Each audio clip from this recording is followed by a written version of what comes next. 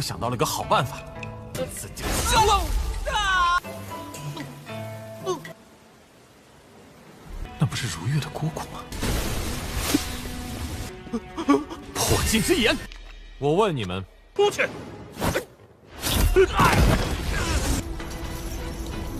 杀了我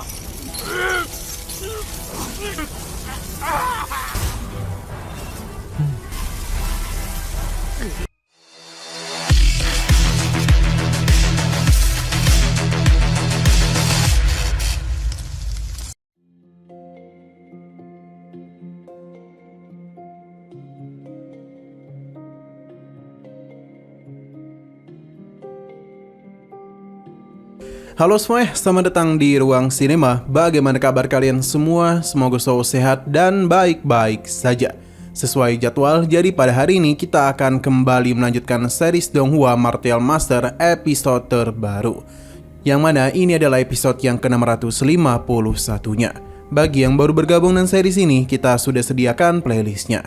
Jadi kalian bisa mudah mencari di mana episode awal dari series ini. Sebelum kita mulai episode terbarunya, kita akan melihat dulu apa saja yang terjadi pada episode sebelumnya. Tepatnya pada episode 650. Kemarin, Tetua Agung datang ke hadapan leluhurnya untuk memberitahu tentang seorang kandidat yang memiliki dua kekuatan hukum sekaligus, di mana ini tentu saja membuat leluhurnya tertarik. Namun usut punya usut, ternyata leluhur keluarga Ji tengah berada dalam pengaruh rasi iblis, di mana tubuhnya itu dijadikan sebagai wadah. Namun bukan berarti leluhur keluarga Ji telah kehilangan seluruh kesadarannya.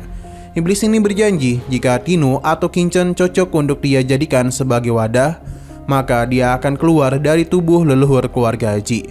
Alhasil dia akan kembali tunduk kepada iblis ini, yang berpindah kepada Kinchen, di mana ia ingin memanfaatkan kesempatan ini untuk bisa menemukan di manakah Jiruyu berada.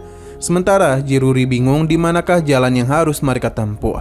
Alhasil, Kinchen meminta izin untuk memimpin jalan, pasalnya dia meyakini kalau ruang aula pasti berada di tengah. Jadi mereka hanya perlu menghancurkan dinding penghalang demi bisa pergi ke sana. Sekarang kita akan melanjutkan episode terbarunya. Keributan yang Kinchen lakukan itu membuat orang-orang yang sejak tadi mengikutinya pun muncul. Mereka sama sekali tidaklah pernah menduga Kinchen akan menghancurkan tembok-tembok di sana.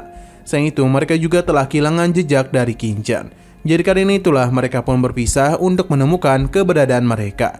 Namun nyatanya Kinchen dan Ruri saat ini berada tepat di atas tempat tersebut. Ruri lega karena mereka tidak ketahuan. Namun ia takut kalau metode ini tidak akan berhasil. Jadi lebih baik mereka itu kembali saja. Kinchen merasa keberadaan Ruri di sampingnya akan menghambat dirinya saja. Karena itulah dia harus memikirkan cara untuk bisa membuat mereka berpisah.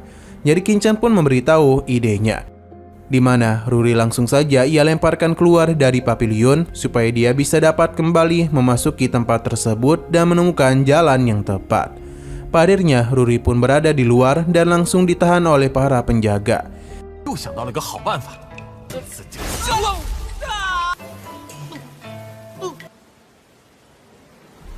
Sementara itu Kinchen akan melakukan perjalanan lagi. Ya tak boleh berlama-lama, pasalnya malam ini dia harus menemukan Jiruyu dan pergi meninggalkan tempat ini secepat mungkin. Karena itulah Kinchen kembali menghancurkan tembok demi memuluskan rencananya. Sementara itu dua penjaga terlihat sedang bertugas untuk memberitahu Jo Hongchen agar dia itu ke kamarnya di tengah malam. Sebenarnya mereka ini cukup kesal karena melakukan banyak tugas dan tidak diberikan waktu untuk istirahat. Rekannya meminta dia untuk tidak banyak mengeluh. Kinchen yang ada di sana dapat mendengar pembicaraan mereka dan meyakini kalau kedua pria itu mengetahui di mana Jiruyu berada. Terlebih lagi mereka ini menyinggung Ji Hongchen yang merupakan bibi dari Jiruyu. Karena itulah Kinchen langsung melakukan pergerakan cepat yang membuat kedua pria ini terkejut. Karena seakan-akan ada sebuah cahaya yang baru saja melintas. Di tengah kebingungan itu, Kinchen langsung saja muncul dan membawa mereka masuk ke dalam diagram giok miliknya.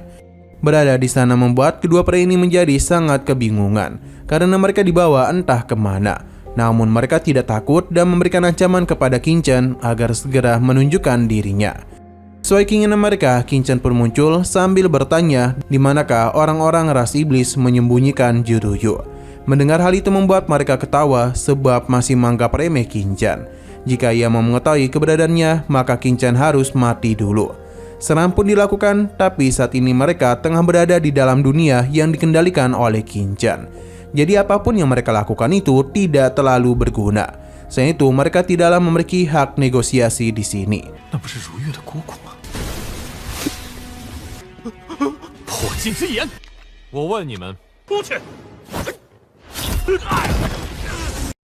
Alhasil, kedua pria itu pun tidak dapat bergerak. Akan tetapi, mereka tidak ingin menjawab dan memilih untuk mati saja. Qin-chan tidak akan membiarkan hal tersebut. Jadi sebelum dia menghajar mereka, dia ingin memperlihatkan sesuatu kepada dua ras iblis ini. Terlihat kalau saat ini, iblis malam tengah ditahan oleh Qin-chan. Tentu ini tidaklah pernah mereka duga. Masih belum berhenti, Qin-chan pun menghampiri iblis malam yang ternyata masih hidup. Ia sangatlah kesal kepada Qin-chan karena sudah berani menahan dirinya. Berhubung dia terus melawan, jadi Qin-chan langsung saja memberikan siksaan kepadanya, yang membuat kedua pria ini menjadi sangat ketakutan. Bagaimana tidak, iblis malam yang memiliki kekuatan jauh melampaui mereka saja sampai kesakitan. Jika mereka yang menerima serangan itu, maka mungkin mereka bisa dengan mudah dihabisi oleh Qin-chan. Saya menyiksanya, Qin-chan juga melakukan sesuatu, di mana keluarlah bola-bola cahaya dari tubuh iblis malam. Pemandangan itu membuat mereka bingung siapakah Qin-chan sebenarnya, karena sangat berani menyiksa iblis, bahkan berani membelah jiwa iblis malam.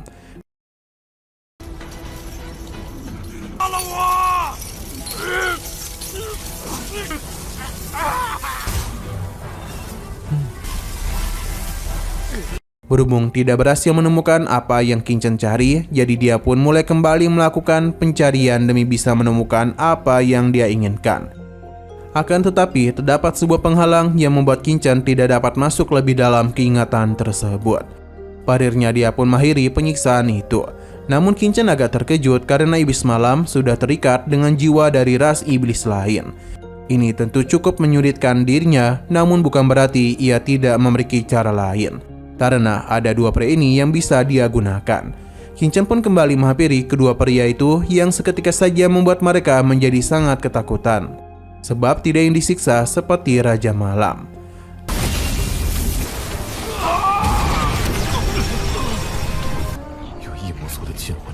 Nah, sayang sekali lagi seru-serunya, episodenya pun harus bersambung dulu. Tapi sebelum kita akhiri, seperti biasa kita akan melihat preview bagian selanjutnya.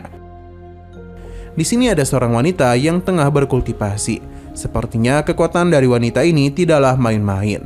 Namun kita masihlah belum tahu siapa beliau itu. Hanya saja ada beberapa orang dari ras iblis yang juga ada di sana dan memanggil wanita ini sebagai pemimpin mereka. Kesal karena diganggu, wanita ini langsung saja melakukan penyerangan yang hampir saja membuat pria itu meninggoy. Sudah jelas kalau kekuatan dari gadis ini memang cukup mengerikan.